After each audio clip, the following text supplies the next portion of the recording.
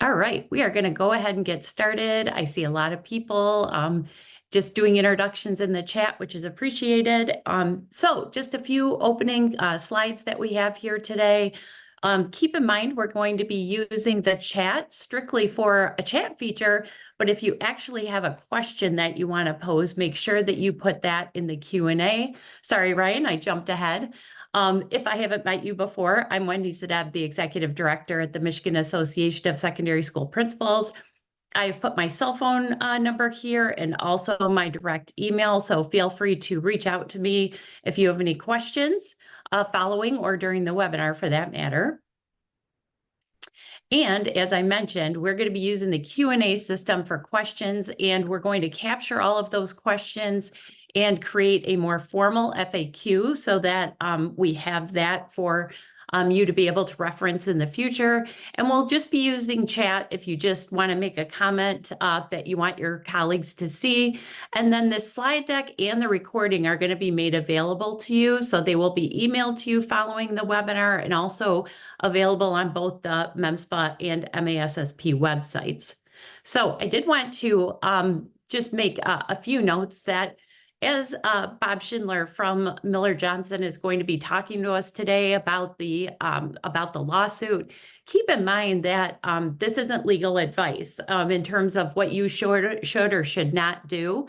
Bob is going to be sharing from his perspective where we are in this lawsuit, what it's going to mean to us as principals, but it's not personal legal advice for you to be basing your decisions on. So just keep that in mind. This is going to be an ongoing court case. So both MASSP and MPSERS are committed to providing updates to you. And both of us will do that probably via email and our websites. But it's definitely going to be an ongoing piece between both the court system and also our legislature. So, as mentioned, Bob Schindler from the Miller Johnson Law Firm is going to be providing this update for us. He has been the lead attorney on the Batista versus ORS case. And we really appreciate you being with us today, Bob, and understanding the principal perspective. I know that you have done a run through on this webinar already for superintendents, and the principal perspective might be a little bit different because we haven't been with you since the beginning of this lawsuit. We kind of came in a little bit mid-movie. So we're hoping that you're going to get us all up to speed and then be able to answer questions that people might have. Yeah, absolutely. Thank you, Wendy. Thank you for having me. I appreciate it. Good morning, everyone. I apologize. You don't see me on camera right now. I'm not in a good viewable moment right now. I've been working on a brief. I'm a little bit sick, and so I thought it'd be better if you just see my picture instead of seeing me because I'm I'm not looking presentable. Anyhow, I'm very happy to be here, however, for everyone. And yes, I know there are a lot of questions and a lot of issues. I'm going to try and really kind of lay out how we got to where we are and where we are now. As Wendy said, if there are questions, put them in the Q&A. I know Wendy has already sent to me some sort of commonly asked questions that I'm going to be trying to address as well during this process. But if I don't answer your questions or either way, make sure you please put them in the Q&A, and I'm happy to address whatever we can throughout this process. So with that having been said, as Wendy mentioned, I've been working on this case for a long time. I'm lead counsel on the case of Batista versus ORS. And so I want to share with you guys a bit about it all today. Hold on, I'm going to put my PowerPoint up.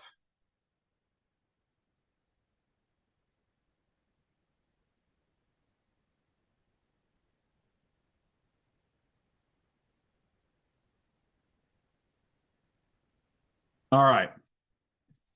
So Batista versus ORS, as Wendy mentioned, this is not individual legal advice. So please, if you have questions regarding your own certain situation, make sure you talk to your own individual lawyers for your district. But so first, how did this case come about? So it was a lawsuit that was originally filed in 2019.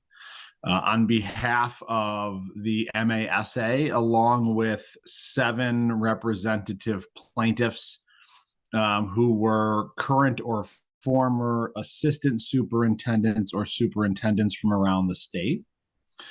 And it was filed relative to something that we call the normal salary increase, or the NSI. So the NSI was a salary increase table that was created by ORS for the purpose, ORS had said, of effectuating something called 3A, 3F of the Public Employment, or sorry, of the Public School Employee Retirement Act. And I'll get what that was in a minute. But this NSI increase table basically was a table that ORS would create every year and put into the reporting instruction manual, or the RIM, which is a guidebook that's prepared for school districts to be able to report what is and is not compensation for retirement purposes. So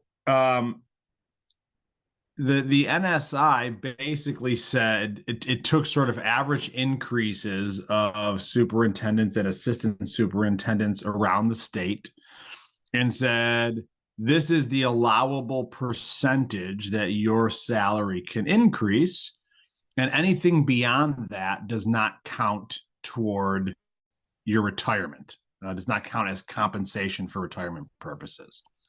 This was creating a lot of concerns around the state for a lot of administrators for various reasons. If you can think about conceptually, for example, let's just say I'm a high school principal and I want to become a superintendent, and I get a job as a superintendent, and I've never worked in central office before. What would happen a lot of times was a school board would say, hey, look, we really like you. We think that you're great. But you've never been a central office administrator or a superintendent, so we're going to start your salary low. And if you do a bang up job, we're gonna see that, and we're gonna increase your salary accordingly. And so this would happen, and people would be working, and then all of a sudden, they would be getting highly effective ratings, and the board would give them an increase, and by percentage, it would seem like a really big increase, but they might still be making less than the average superintendent, or because of the fact that they were started off so low because of their experience levels. And then ORS would come in and they would say, well, nope, that increase was too high. None of that counts toward retirement compensation. And so you can imagine this created a lot of issues.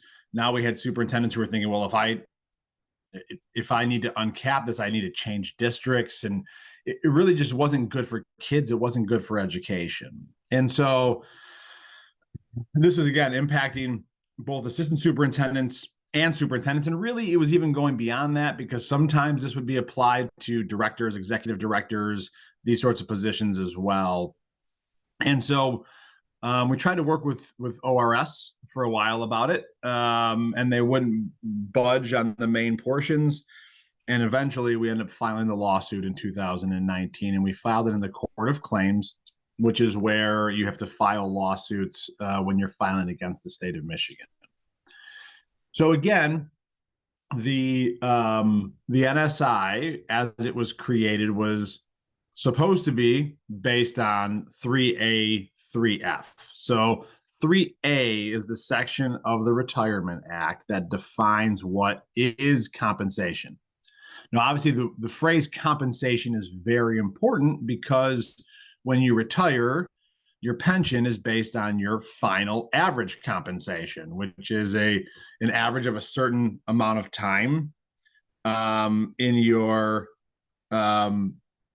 working years, and they take your highest. Generally, it's 3 years, depending on which program you're in. It can be best consecutive 3 or 3 or 5. And that's how your pension is decided, right? So 3A1 in the statute, and I apologize for getting too in depth in terms of the actual legal statutory language, but I think it's really important and helpful to conceptualize how we got here eventually. 3A1 says that except as otherwise provided by this act, compensation means remuneration earned by a member for service performed by a public school employee. So in other words, you're working for a public school employer and they're providing you remuneration for that service. That's compensation. 3A2 then goes on to list specific items that are considered compensation. And 3A3 lists certain specific things that are not. So in 3A2, this includes, for example, merit pay, longevity, and other items like that. 3A3 then lists specific things that are not considered compensation. Hey, Bob, sorry to interrupt, but your slides aren't advancing. I think you have to be in presentation mode. Oh, is it still showing the cover slide? Yes. Oh. I apologize. I am in presentation mode, so that's where I'm. Could you go up in the from beginning or from current slide and try there? Yeah, I'll try. Let's see here. There you go. But I think you still have to be in your view, do presentation.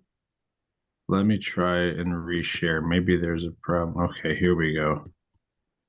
Let's try this. Do you see my presentation perfect now? Yes. Okay. Thank you. I apologize. My kids often refer to me as a boomer based on my technical skills. So I'm sorry. I apologize for that. Okay. So going back, 3A1 says that, again, anything that's remuneration is compensation. 3A2 lists specific things that are. 3A3 lists specific things that are not compensation, right? So what 3A3F, and this is the statutory provision that really is the whole basis of the lawsuit. What it says is that compensation does not include compensation in excess of an amount over the level of compensation reported for the preceding year, except increases provided by the normal salary schedule for the current job classification. In cases where the current job classification in the reporting unit has less than 3 members, the normal salary schedule for the most nearly identical job classification in the reporting unit or in similar reporting units shall be used. So what we argued from the very start was that administrators are not paid under a normal salary schedule, and they generally never have been, right? And in particular, when we talk about central office administrators and beyond. And that this language wasn't meant to address people who weren't paid under a normal salary schedule. The Court of Claims initially dismissed. Now, before I move on to that, I think it's important to explain why we believe that. Not only does the language focus on the idea of the normal salary schedule, but when you look at this provision of the statute was created in 1996. When you look at the reason for the modification of the act at that time, the main point that they were trying to get to with some of the changes, this one, and there's another one in particular, was prior to 1996, you had a situation where, or prior to this, you had a situation where, for example, a member of the teacher bargaining unit who was on either a full-time union release as the union president, or more specifically, in many cases, on what's called the professional services leave, where they would leave, they'd be on a leave with their district and working for the MEA, maybe as part of their statewide board, or even as the MEA president, would get paid by the MEA in amount higher than they would have made as a teacher. And what would happen is they would then report all of their income, including what they're being paid by the MEA, as their income for pension purposes. And as a result, their pension would be based on their MEA salary, not what they would have been paid as a teacher. And in some cases, this became pretty extreme. For example, the MEA president at one time was a former paraprofessional who became the president of the MEA. And as the MEA president, he's making a few $100,000 versus what he would have made as a parapro. Now, the MEA would pay into the system to the school districts for this increased salary, but the legislature wanted to amend this process and say, you can still do this. You can still have your professional service leave, but you should only be getting paid what you would have been paid if you were working as a public school employee, right? So in other words, if you're still a teacher, you get paid that amount. And anything over what's in the salary schedule doesn't count toward your pension purposes. And the second sentence, again, we believe was for the purpose of trying to say you can't put in the collective bargaining unit its own classification for a president on release or for an individual on public service leave and get a higher amount. No, it still stays with what's in the salary schedule.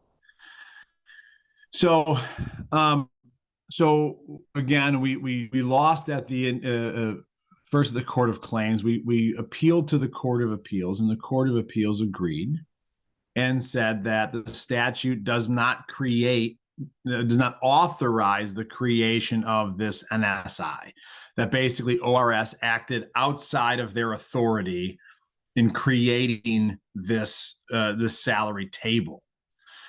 And the Court of Appeals agreed with us that this was the language, the normal salary schedule and job classification pertain to language regarding collective bargaining, and that collective bargaining agreements and that this language should only apply to those who are part of a collective bargaining agreement. And so the state appeals that decision to the Michigan Supreme Court.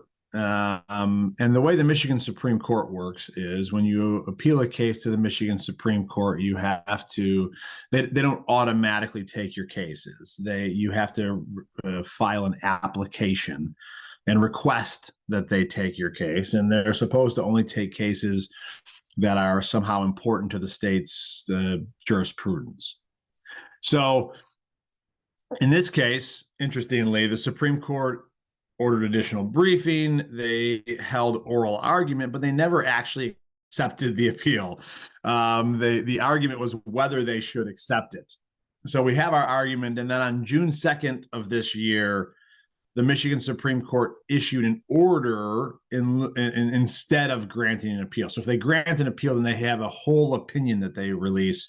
The Supreme Court didn't do that. Instead, they released an order that was like 2 paragraphs long. And so what they did was they affirmed the Court of Appeals holding that ORS did in fact lack the authority to create this table, this NSI table. But then they said, however, we do not address whether the phrase normal salary schedule refers only to a provision contained in a collective bargaining agreement. To the extent the Court of Appeals holding that ORS lacks the authority to create and implement its own normal salary schedules was based on such a conclusion, we vacate that part of the opinion. And the Court of Appeals should consider this issue on remand if necessary. It also said then they reversed the idea that 3A, 3F does not govern school employees who work pursuant to personal employment contracts, because that was the phrase that the Court of Appeals used, was that 3A, 3F does not govern those individuals for whom it does not apply.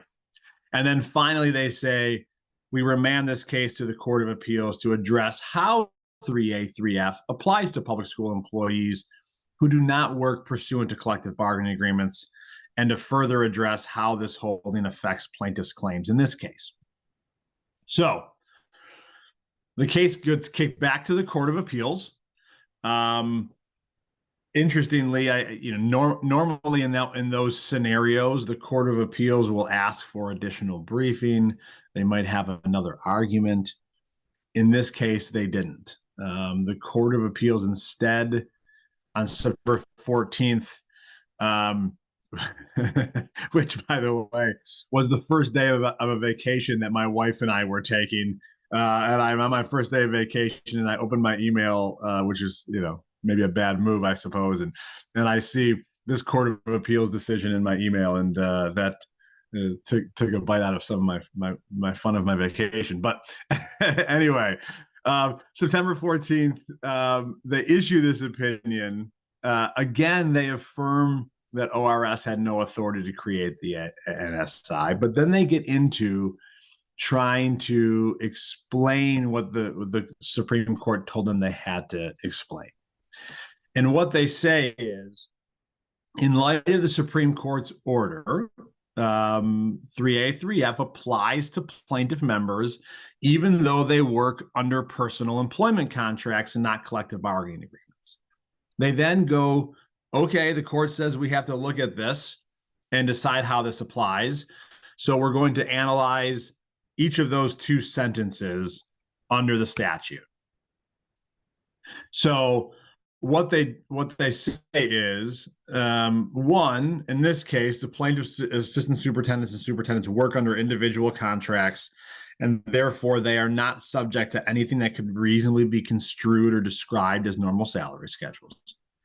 The court then holds, therefore, the exception in the first sentence of MCL 38.1303A3F for increases provided by the normal salary schedule for the current job classification does not apply, effectively meaning that annual increases in compensation cannot be included in the calculation of a member's retirement. So in other words, if what the Court of Appeals says is, if you're in a classification of 3 or more, and like the individuals here who are working under an individual contract, you don't have anything that could be considered a quote unquote normal salary schedule. The Court of Appeals says the only way then, given what the Supreme Court has said in their order and the statutory language, the only way to read this then is that no annual increases can be counted for retirement purposes. And we're going to get more into it, but that's really especially for principals and assistant principals, that's the sentence that is really concerning, and we'll talk more about it. The court then turns to the second sentence and then says, however, in construing the second sentence of 3A, 3F, which is triggered when a particular reporting unit, a member works in a job classification that has fewer than 3 members, in that situation, a normal salary schedule must be utilized, and it is entirely irrelevant whether the member works under a personal employment contract or does not otherwise work pursuant to a normal salary schedule. Therefore, if the members fall within the second sentence, they must be shoehorned into an existing normal salary schedule, and when they receive annual increases in compensation, there is at least a possibility of including some, if not all, of the increases in calculating the final average compensation, unlike those plaintiff members who fit in the first sentence of 3A, 3F. And then interestingly, the next paragraph, one of the last paragraphs of the opinion, the court says, we recognize the unfairness produced by our construction of the two distinct provisions in MCL 38.1303A3F, but given the language of 3A, 3F and our Supreme Court's order, we have no choice in reaching our conclusion because we may not legislate from the bench. We implore the legislature to address the patent flaws in the statutory language. So,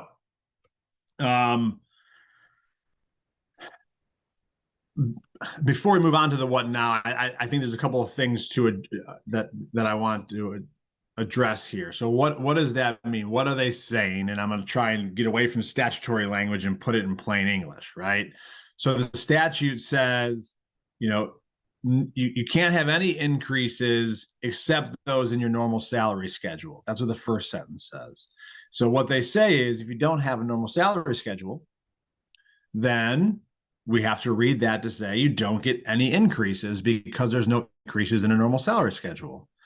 And then that second sentence then says, again, if you remember right, it says, when we look at the second sentence, if it's a classification of less than 3, then we have to look at the most identical classification within the reporting unit or other reporting units. So there they say, whether you have a normal salary schedule or not, if you're in a classification of less than 3, we can't look at your normal salary schedule. We have to look at the most nearly identical salary schedule within the reporting unit or outside of it. Reporting unit being a school district, right?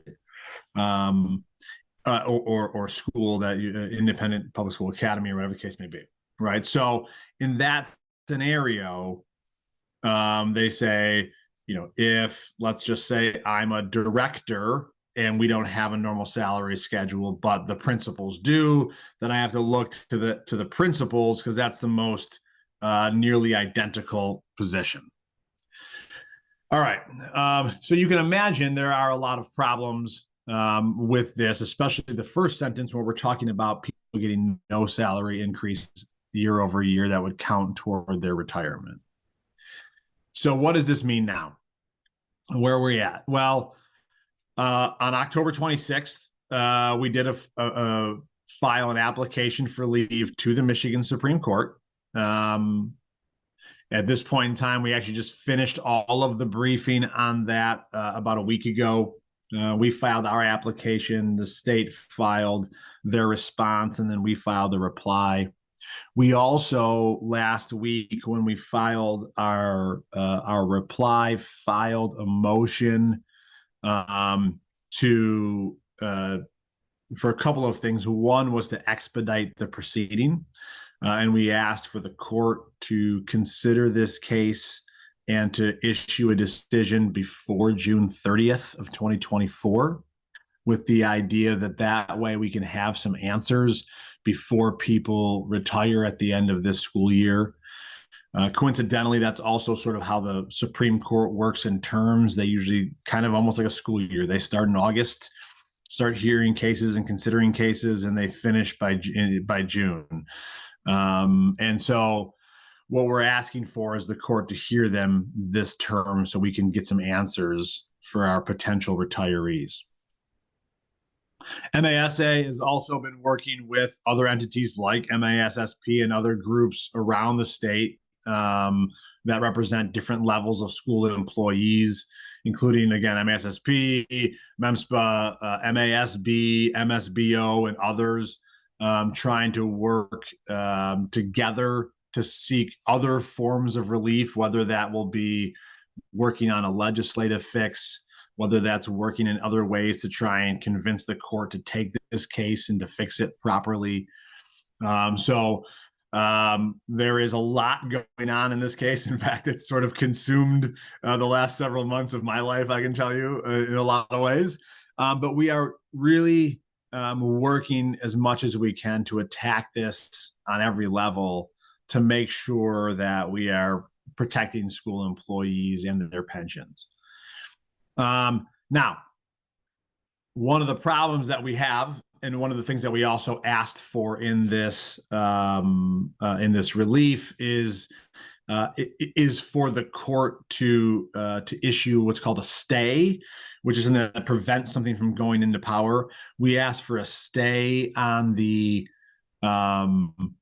actual precedential effect of the of the Court of Appeals decision, with the idea that we don't want ORS implementing that right now while we're still figuring everything else out. Okay. Because one of the things that we don't know is, and if anyone who's ever had much contact with ORS knows, is it's hard to tell what ORS is going to do a lot of the times. They can be unpredictable, and they don't generally go through a process where they say, here's what we're thinking of doing. Do you have any concerns, or publishing that sort of stuff?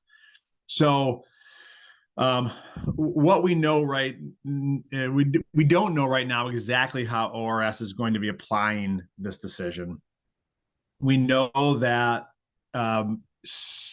basically since this decision was come out, and really since the Court of Appeal issued its decision in June, ORS has only been issuing temporary decisions on pensions, what they call, I think interim decisions is what they're calling it, meaning they're not issuing a final order that can be appealed in terms of what an individual's pension is.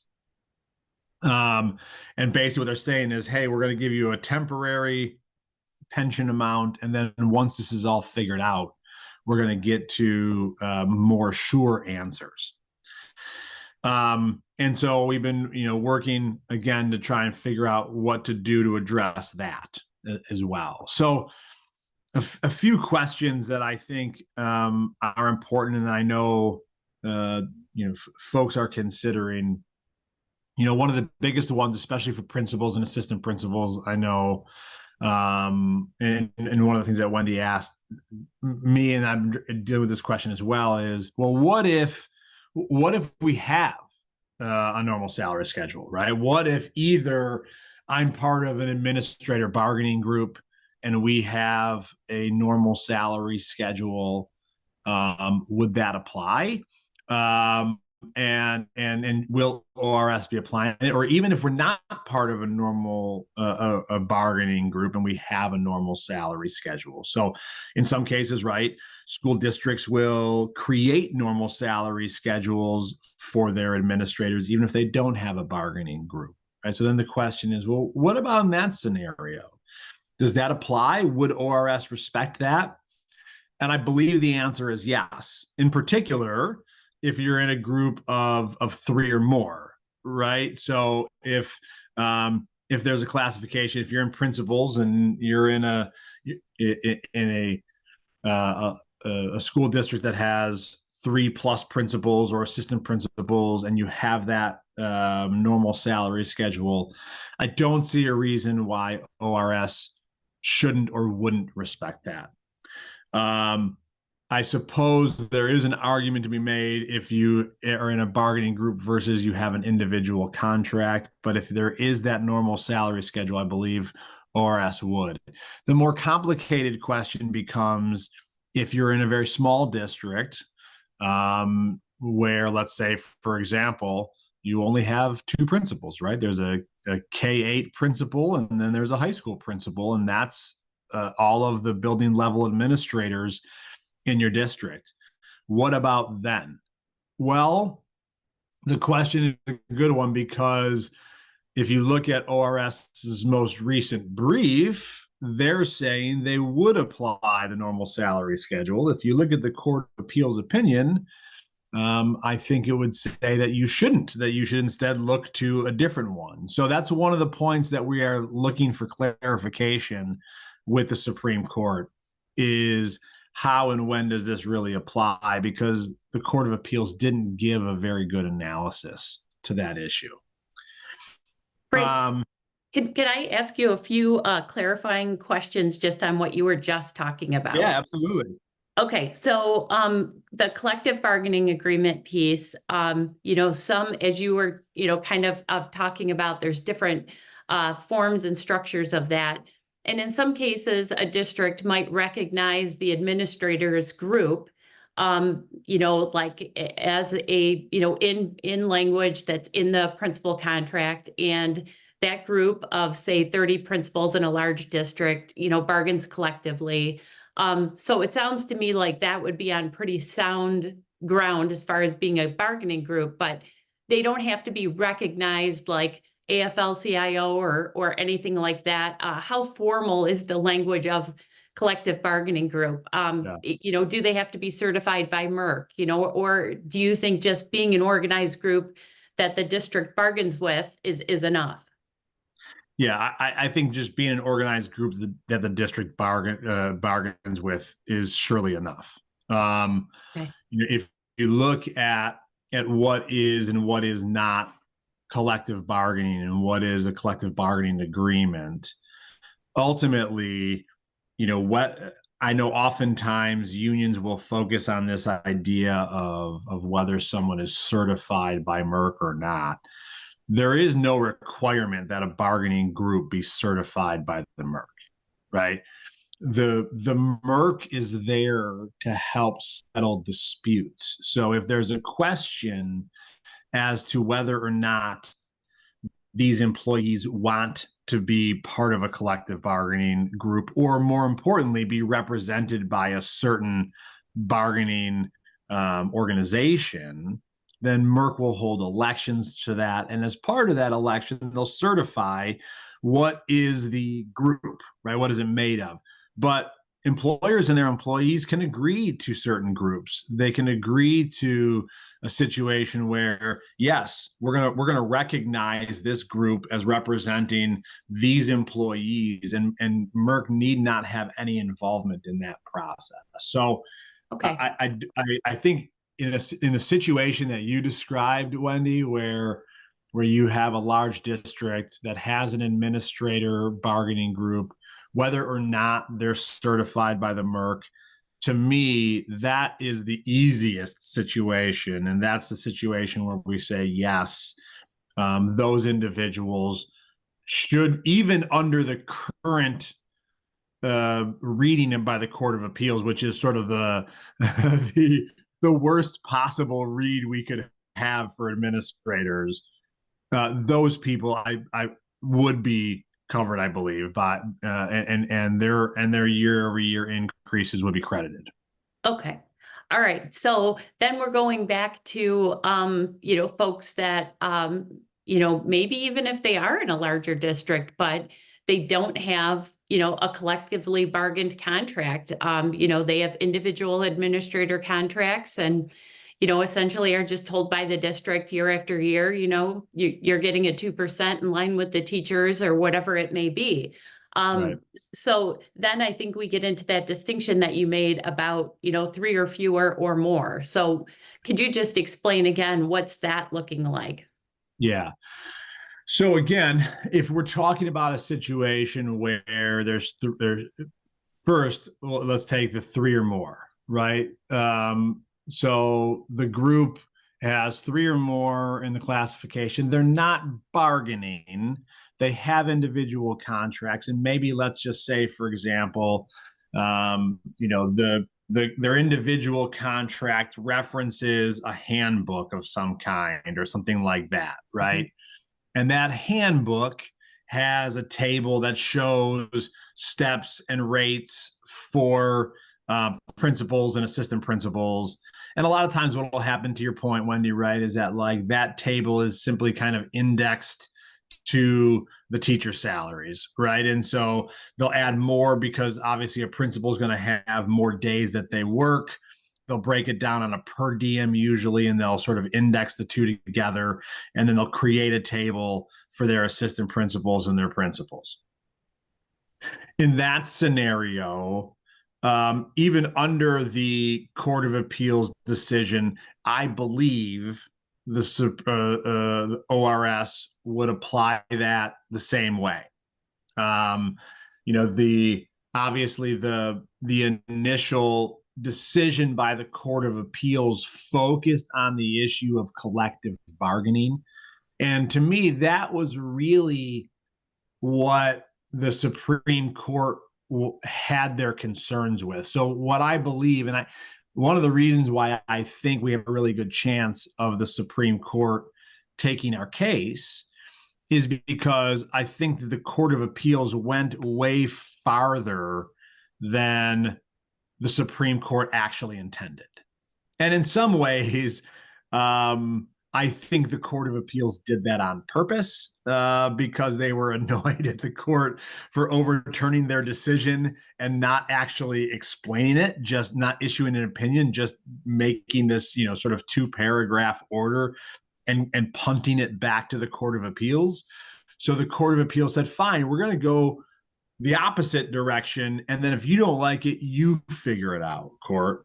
So, what I think we have here is a scenario where in reality, the court's current one said it doesn't have the same reliance on collective bargaining. Instead focuses on this idea of an individual contract that doesn't contain any kind of a normal salary schedule. So I believe that ORS, if you had a contract that references a table of some kind or a handbook that has a normal salary schedule for those individuals, I believe that yes, ORS would accept that and would apply it. Now, when it comes to those folks who are less than 3, as of right now, I don't know the answer in particular, because if I read the Court of Appeals decision, it would say, even if you have a normal salary schedule, we can't use it. We instead would have to use the most nearly identical salary schedule in that unit or in another unit. So in other words, they would have to look at a collective or a salary schedule of principals in a like school district, or they'd have to look down the chain or up the chain, I suppose, potentially, but that's not really realistic, down the chain within the district at another group that has 3 or more and use their salary schedule. So the teachers, et cetera. Okay. ORS in their brief has kind of diverged from the court's opinion, and what they have said is we're not actually looking at the number 3. We're looking at groups. They're saying we believe the legislature meant to focus on groups that typically have 3 or more versus those that don't. And therefore, all those groups that typically have 3 or more, even if there's only 1 in the classification, we're going to apply the normal salary schedule versus those that typically don't, which would be assistant superintendents and superintendents, I think they're saying. Though that decision conflicts with the actual language of the Court of Appeals decision. So that's part of why, again, this is really important for the Supreme Court to take this case. And it's also part of why I know Wendy said this from the start, but again, I just want to reiterate the fact that this opinion is not an endpoint. We believe the Supreme Court's going to take this case, and we're really hoping they do. But even if they didn't, it would have to go back to the trial court where we could try to get an order and get some clarity on some of these points. So this isn't sort of a final product at this point, so it's hard to give concrete answers on some of these things, but that's how I would read the Court of Appeals decision. And that was a long-winded answer, and I apologize. So I know none of these questions are easy. So, Yeah. A little different than superintendents, but a lot of times, principals, in addition to their normal salary schedule increase, which many times are what I call a Me Too clause with the teachers, but some people might be doing summer school, and so they get a stipend for that, or they are also the district's curriculum director, they get a stipend for that, or maybe within their contract, at the end of their time with the district, they're also getting longevity pay. I mean, there's a number of things that might be more than just that 2%. So are those things concerning? So they shouldn't be. And this is one of the points that we've talked about is, if we really take the Court of Appeals and ORS's definitions very specifically, it could be really problematic from that sense. What I know is that under the ORS structure, they have been including anything for additional pay. Even previously, when they were applying the NSI, they would apply additional pay. Now, what I would say is, even if they're applying this language, to me, that the items that you mentioned, Wendy, should absolutely be compensation, right? So let's take them in turn. Let's say I have a principal contract and it's a 220-day contract, and I'm working from August until June on that contract. And then I agree to be the administrator over the summer school program. That's generally going to be a separate role with a separate contract, or at the very least somehow spelled out separately. Now, what I would want to make sure of is that I have either, I know a lot of districts will issue a summer contract, right? And here's a separate contract for the summer that spells out your pay, etc. That should work, and that is a separate role, and therefore that separate remuneration for services provided, and therefore should be included in your compensation. Similarly, if we talk about, I'm a principal and our curriculum director has left for another job somewhere, and I'm taking on duties as the interim curriculum director, or I'm an assistant principal and I'm taking on duties as the interim principal when one has left, and I'm filling that role. Again, that's a separate additional pay for additional work beyond your actual pay as principal or assistant principal, and that should also count toward your pension. Longevity should also count as well. In particular, the statute specifically lists longevity as one of the forms of compensation in subsection 2 that specifically are statutorily to be considered compensation. So I think in all of those scenarios, that money should be counted toward your compensation as for pension purposes.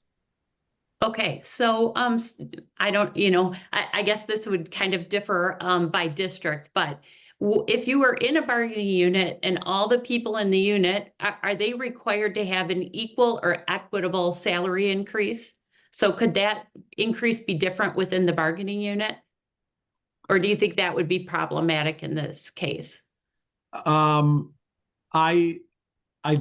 guess I would have to think more about the specifics, but I don't think it would be problematic, right? And I say that because let's take, for example, a teaching contract, right? We've all probably seen the teacher contract where it's a 12-step contract, and maybe from steps 1 to 11, it's around the same, right? Each step is somewhere between 2 to 4% in each step.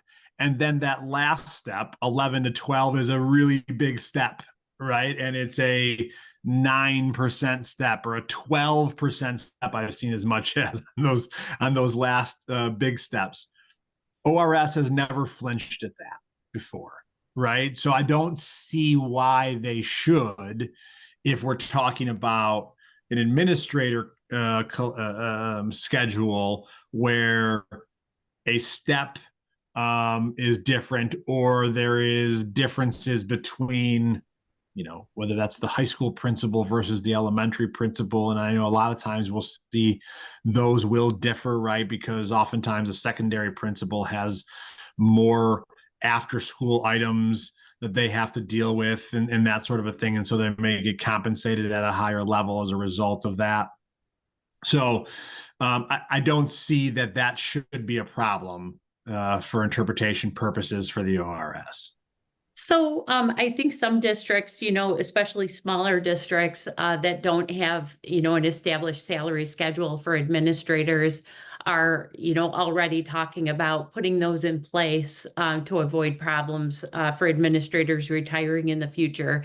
So if a district, were to be proactive and put that in, obviously that might not, help people that are retiring this year because that hasn't been established, but Right. it would potentially moving forward. So do you think that will eventually be the recommendation, or we just have to wait and see how this plays out? I think we have to wait and see where this plays out. I would say that if the current situation stands, then yes, the that would be my recommendation, right? If the current Court of Appeals decision stood, and we were dealing with something down the line, that was based on this, yes, my recommendation would be to have a normal salary schedule for your administrators. But I think it's really going to depend on what the final decision is, and in some ways, obviously, with an individual contract without the normal salary schedule, it could potentially allow for administrators to have more sort of individual bargaining leverage and potentially negotiate, things differently than as a group. But we'll have to figure out what that means on a going forward basis once the dust settles on this issue. So I think some principals I have heard and are concerned about, especially if you're in a small district that does not have an established salary schedule, that initial ruling sounded like, let's say you had been a principal and you're in a rural district and there's only two other principals in the district and one superintendent, and you've been working there for 15 years and you've been an administrator for 8. Would they be basing that ORS calculation on like year 1 of your administrator contract versus, that final year of your administrator contract? Can you clarify on that? Because I know there's a lot of concern about that.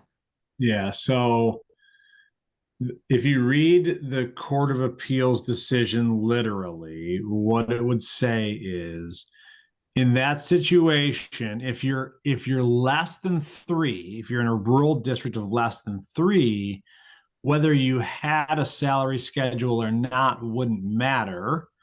You'd have to look at either the most nearly identical classification within that district or in another district. So what that would mean is they would have to either look at the teachers, let's say, for example, in that district, or they'd have to find a district nearby that would look at that would be similar and have a normal salary schedule for their principals and compare in that scenario. Okay.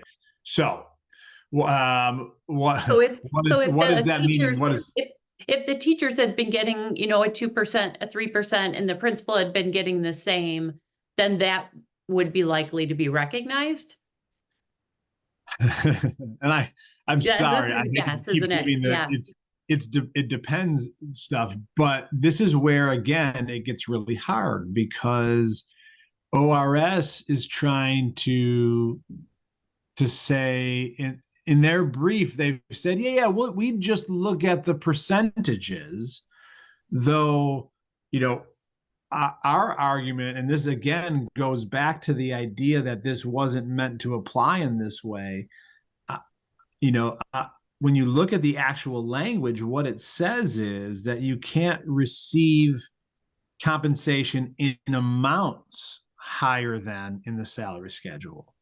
So that makes it difficult to say that the percentage would count if the amount is lower. And obviously it's going to be, right? Because we're looking at teachers versus administrators. So it's a really big sort of outstanding question at this point, how that should be done. I would think in that scenario, when we're talking about principals, the better way to do it would be to look at sort of surrounding school districts and find others that are most similar.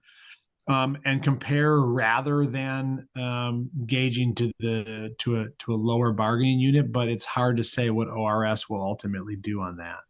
Okay, so there's still, Where, there's a lot of questions in here, yeah, about like, things that are outside of that salary schedule. yeah, So, you mentioned earlier about like summer school, potentially being on a separate contract. But if there's additional responsibilities like, curriculum director, things like that, that are not on a separate contract, would you consider those to be a little like potentially concerning? yeah. If you don't have a separate contract, or if you don't, if your contract, because we've dealt with this, I've dealt with this plenty of times with other administrators, where, let's just say again, I- I'm I'm the business director, and our assistant superintendent for human resources retires, and we don't hire a new one because we're trying to save money, and their duties are split up amongst me and others. It can just be that within your one contract, it's spelled out, that that there is an additional amount of X, Y, or Z that is for these additional duties. You would want to have something that spells out that additional amount and why you're getting paid it, right? Whether it is a bargaining agreement, or other handbook that would address the summer school, for example, or if you have a contract of some kind, or even a board resolution that specifically spells out additional pay for an additional duty, that will become important. So if you're in a position where you're doing that and there is nothing that demonstrates why you're getting paid this extra money, you're going to want to make sure you have something to show that and to justify it. Okay, how about, does cash in lieu count, the cash in lieu for insurance count as compensation? It does not, and that's not sort of a new thing. That's generally the case because that's a fringe benefit. You're getting that money instead of getting the insurance, health insurance, and so that's not compensation, and really kind of never has been, at least not in the recent past. Isn't that the same for unused sick days? That's just a separate payout. It's not part of that, final compensation.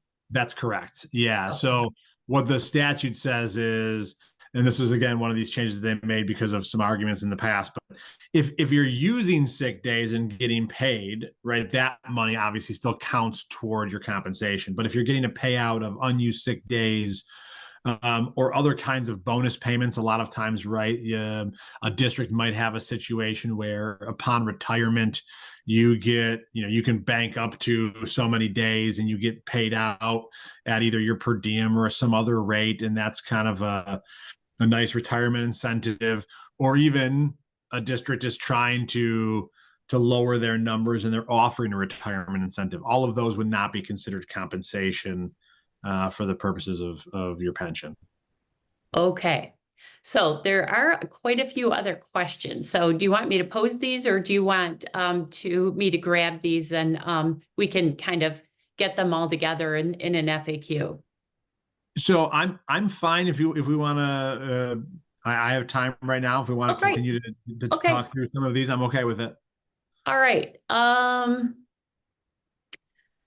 Some of these are just like very like kind of, a little bit, picky and specific, but, what if I'm on one classification as a dean, which is lower in pay, but apply to be an assistant principal or lead principal job, and my pay increases pursuant to the new bargained pay scale steps? Yeah. So at that point in time, you're in a new classification in a new job. So, at that time, it's reconsidered. So it's going to take your dean. Let's just say I work in that assistant principal or principal job for 1 year or 2 years, and then I retire. It'll take those 2 years. It'll include your year over year. Again, if we're assuming that you're working under a salary schedule, and maybe the third year would be your dean pay, and they'll take an average of those three. but that's generally how they calculate pensions. But that movement isn't a change, and this is part of why, one of our arguments is that this is bad, because you're going to encourage movement, right? Because once you move, you're at a different reporting unit. And so now the situation differs, and it sort of uncaps people.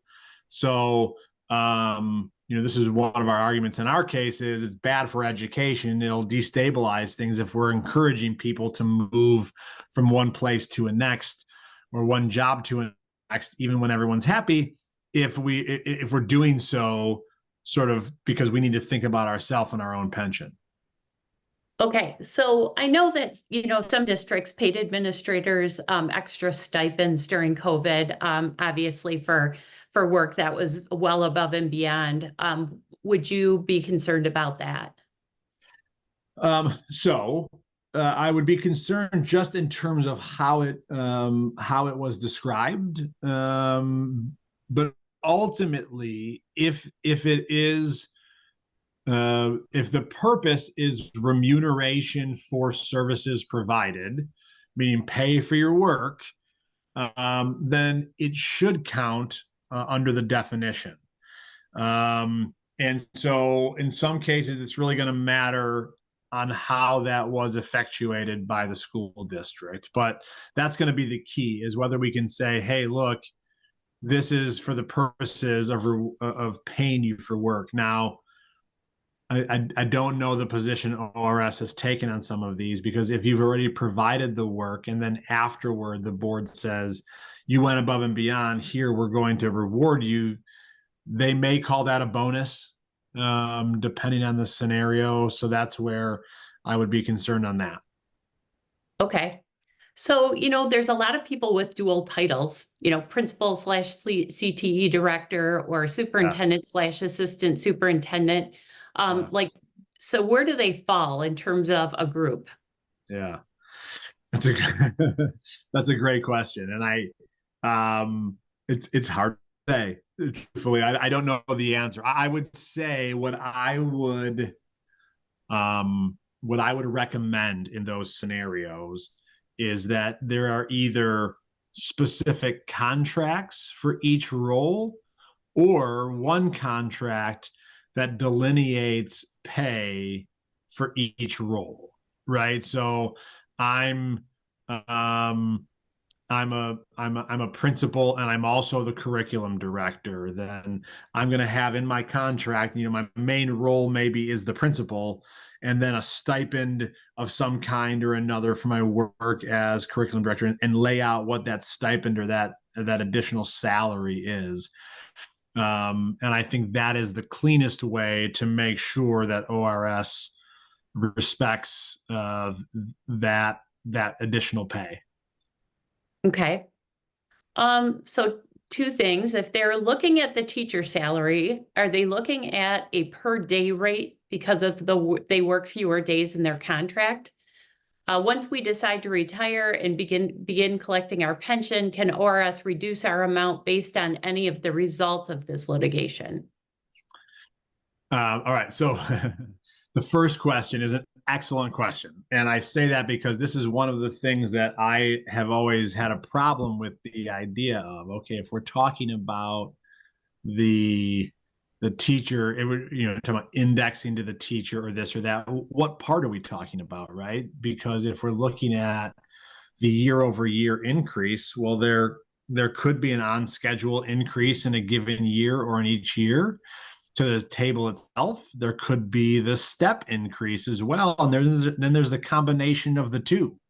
So, what increase are we talking about? Are we talking about just what goes on to the table in each year, or are we talking about the table and the step? And if so, the step at which schedule, at which step, right? If you're not, in some contracts, the steps might be smooth where every step is, 3.2% or whatever the case may be.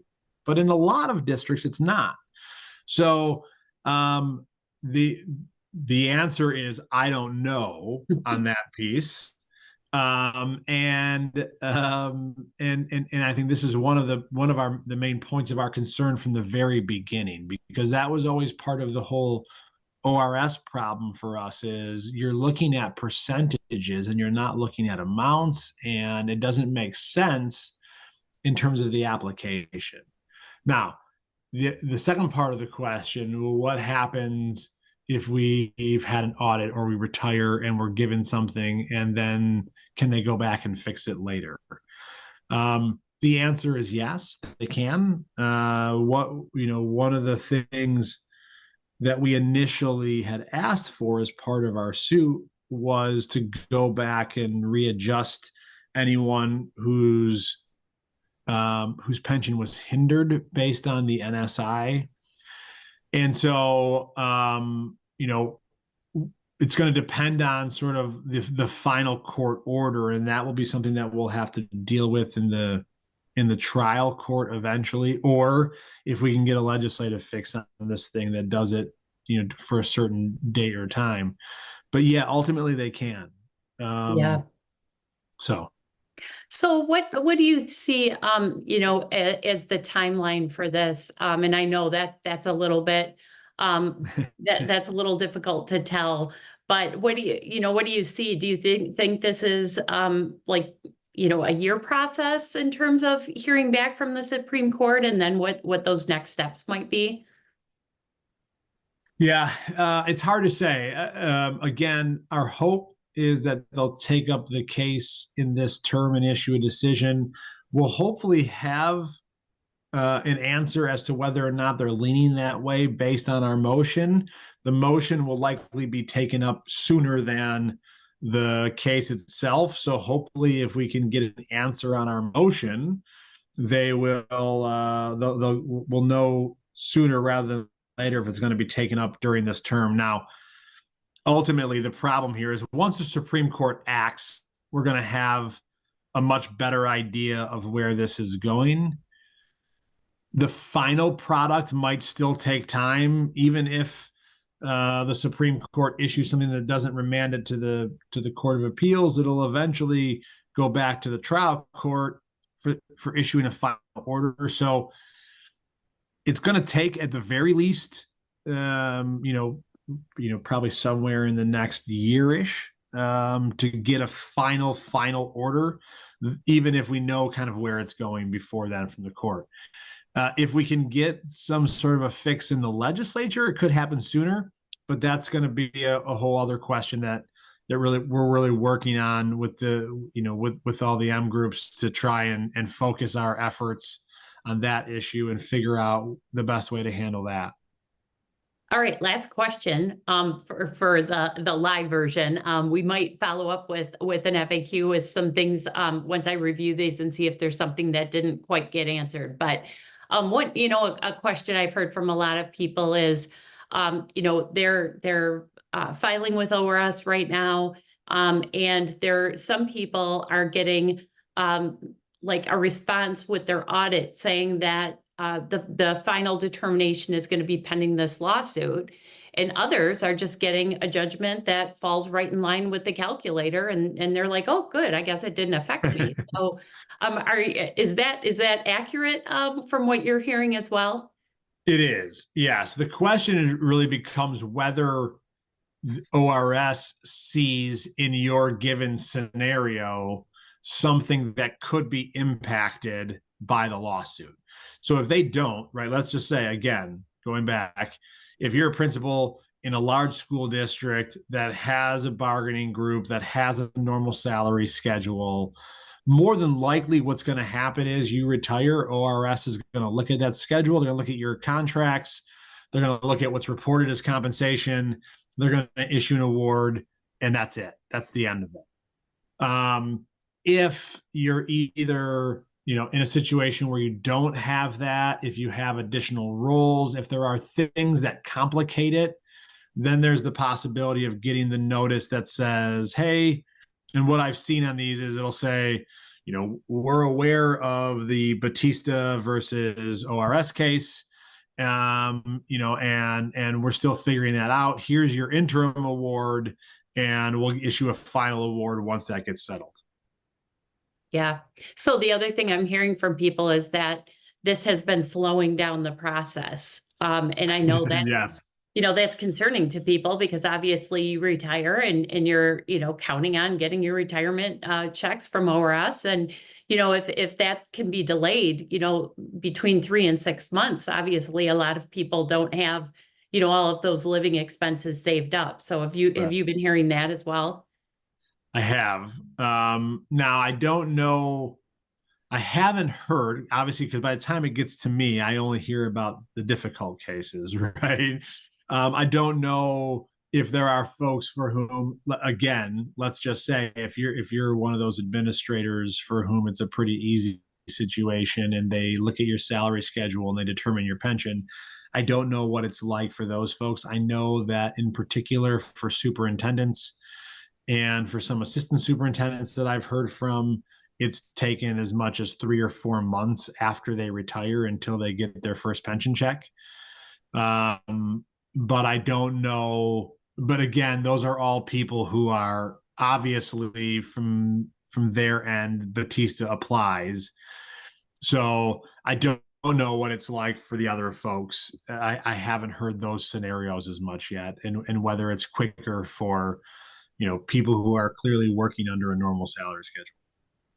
So at this point in time, I know as Bob already mentioned that both MASSP and MEMSPA have filed a brief in support of the appeal that MASA has filed, and in that brief, it allowed us the opportunity to kind of spell out who our members are and basically say, hey, by the way, court, this ruling impacted all of these additional groups, and this is what it would look like for principals. This is what it would look like for business officials, et cetera. So that brief has been filed, and we were, happy to be able to have the opportunity to, support the case and really present the larger swath of people that this is impacting. And so it sounds like with that brief and with what you filed, we are all in a little bit of a waiting game here.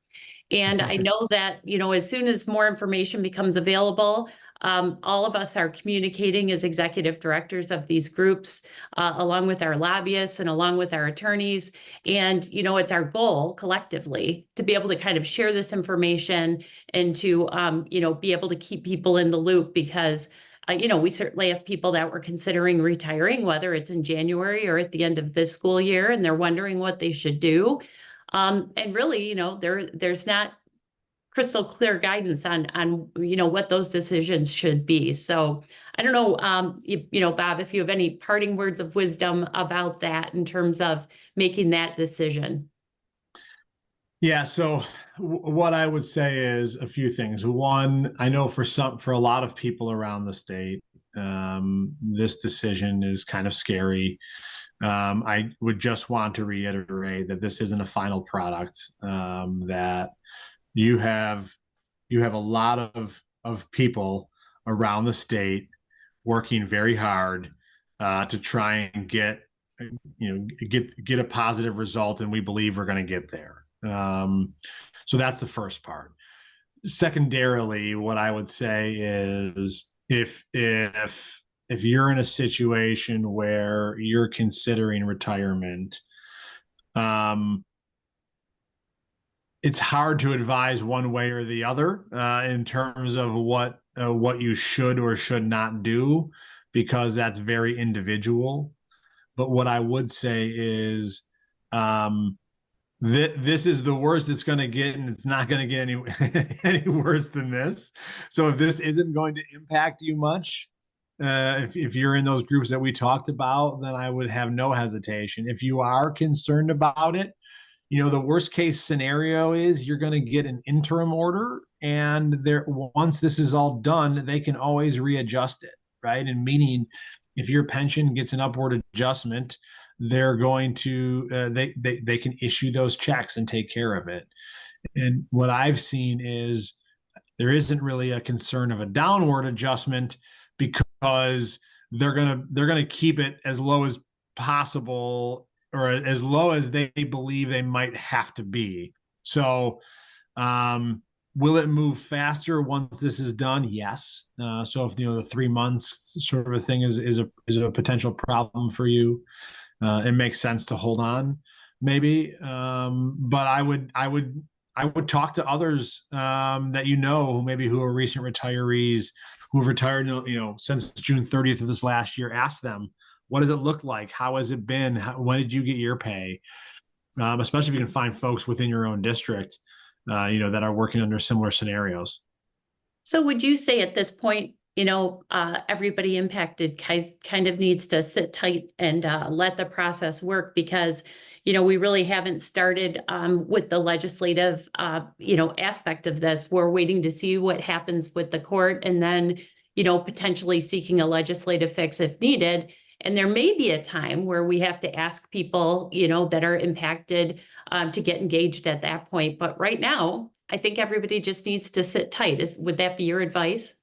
Absolutely. Yes. There are a lot of people who are working on this and trying to strategize and figure out the final solution for all of it, and how best to bring that about.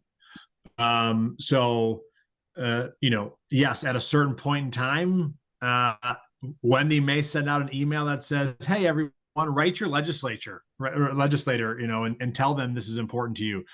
But I would just say hold off on that for now, because we don't want the old proverbial too many cooks in the kitchen, in terms of people kind of going off on their own and trying to figure some things out in terms of the legislators. And so instead, we want to be able to say, hey, look, we, meaning MASSP and MEMSPA and MASSA and MSBO and everybody else, we've gotten together and we've agreed this is the best possible solution, or here's how we believe this should be solved, legislature. And we want to push that out to them, rather than sort of having a bunch of people sort of go rogue with it. And at this point in time, really, there's nothing that can be done.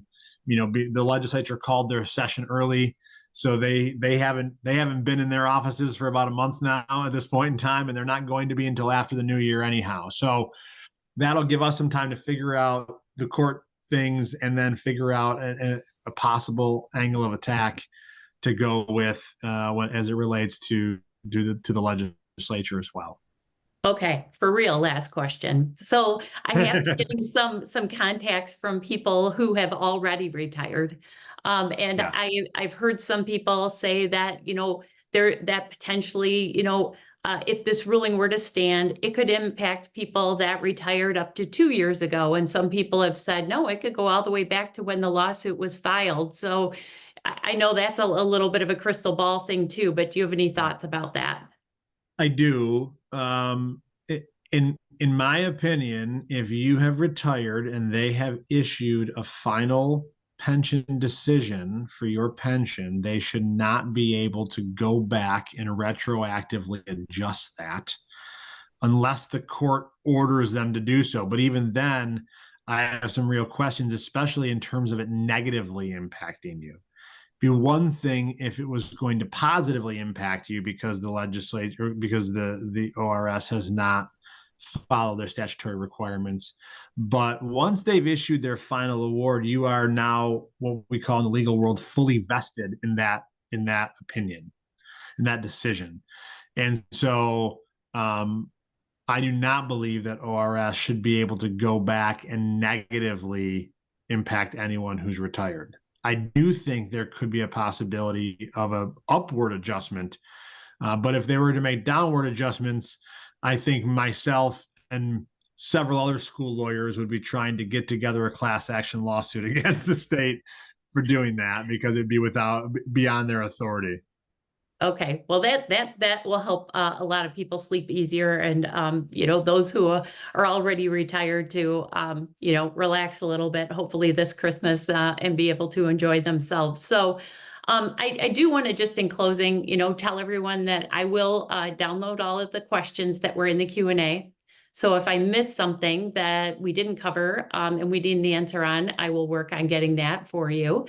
And the other thing I just want to express to everyone is that, I know from MASSP, we, put on our website and shared with the membership the actual filings of these appeals and kind of like put out a timeline. And so if you haven't had the chance to read through those things, that would give you completely up to speed. So if you really, just kind of want to rest your mind by being able to know exactly where things stand, that would kind of be a good move. And also, we did share an FAQ that that Bob put together for MASA, and some of those things are applicable whether you're a building administrator or central office.